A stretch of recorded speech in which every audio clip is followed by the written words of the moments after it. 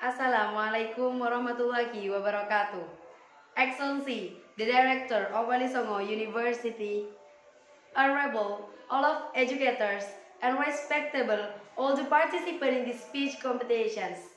Firstly, let's say thanks to Allah who has been giving us some mercies and blessings so that we can attend and gather in this place in a good conditions and happy situations.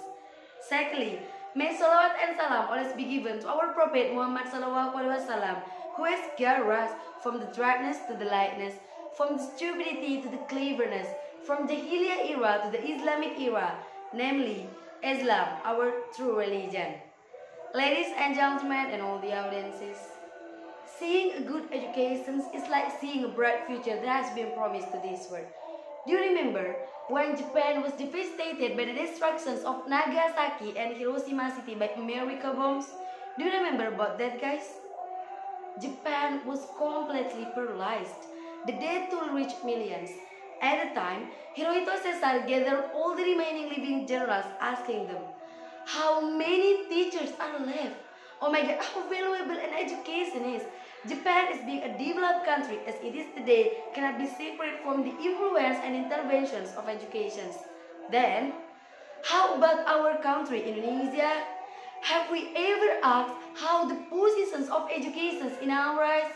Have we ever asked about that? So I'm here. I'm as delegations from Anukoya Islamic Boarding School. My name is Nurmailin Agustina and I'm standing up here. I will tell you about my speech and the title is High Quality Education for Indonesia, Bright Futures. Ladies and gentlemen and all the audiences, Indonesia is a large country which is inhabited by hundreds of millions of people with hundreds of islands spread widely.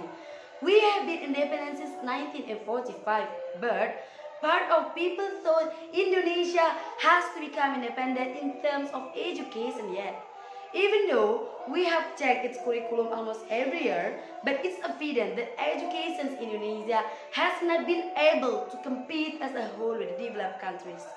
We tend to be left behind and have not been able to create human resource quality of a developed country. Indonesia is a great country. Indonesia is a great country with many talented young generations, good cultures, even a beautiful natural resources.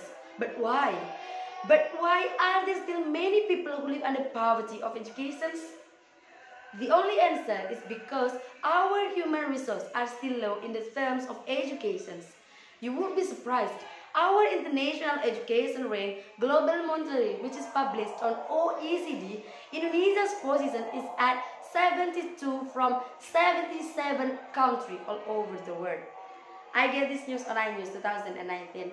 Ladies and gentlemen and all the audiences, when I watch in Liputan6.com SCTV on August 2019, why our educations are still low, it's because millennial characteristic has the same stereotype. Inclined and easy going to public situations, after school they hang out to the cafe, enjoy their mobile phone while playing a viral TikTok. Well, drink honey by the ocean, it's our favorite potion. Come on baby, let me tell you one time, that's where. Just moving their hand, enjoy their life like no problem there. Whereas, their parents still didn't know what will they eat for today. The important one are stylists, have many Twitters and Instagram followers. Is that right, guys? It's of course that's right, because as we know, Indonesia's generations is Santuy generations. Ladies and gentlemen and all the audiences, based on the fact that I just informed, I have 3 minutes that can improve the quality of education in Indonesia. The first is innovative actions. We may dream high. It doesn't matter, as Dylan said in Dylan 1991's movie, there is nothing instant that can be last long.